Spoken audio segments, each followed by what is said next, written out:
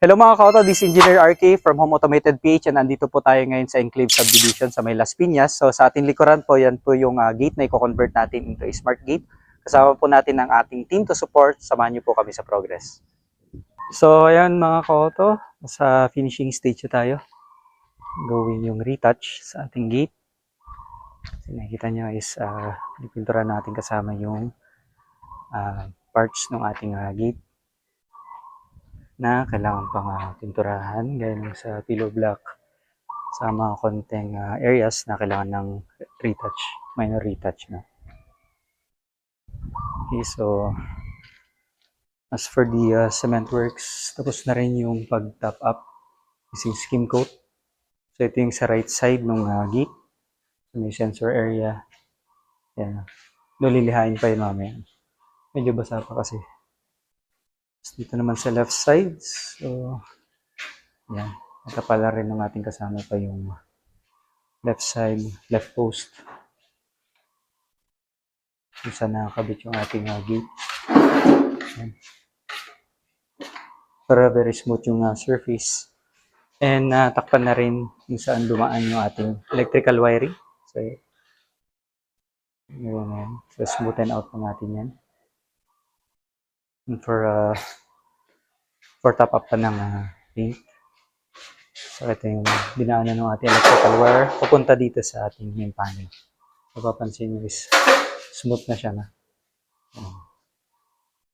Yung mga remnants lang makikita dyan. Pero pag napinturahan na po yan ng top coat, mawawala na yan. And magmumukha na siyang seamless. Ito medyo basa pa. Ito yung nakakatap dun sa ating supply.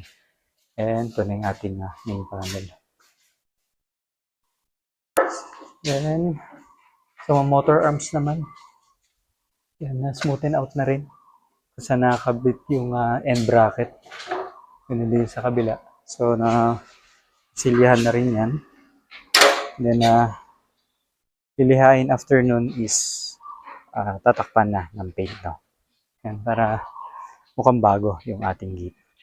Yan.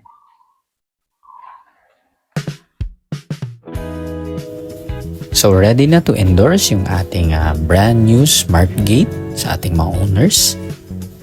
So one final check. Simulation test.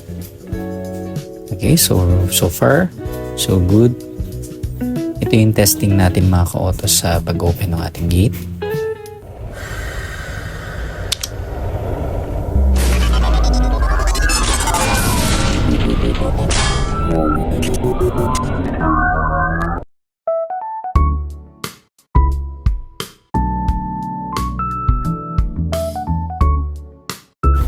We'll open and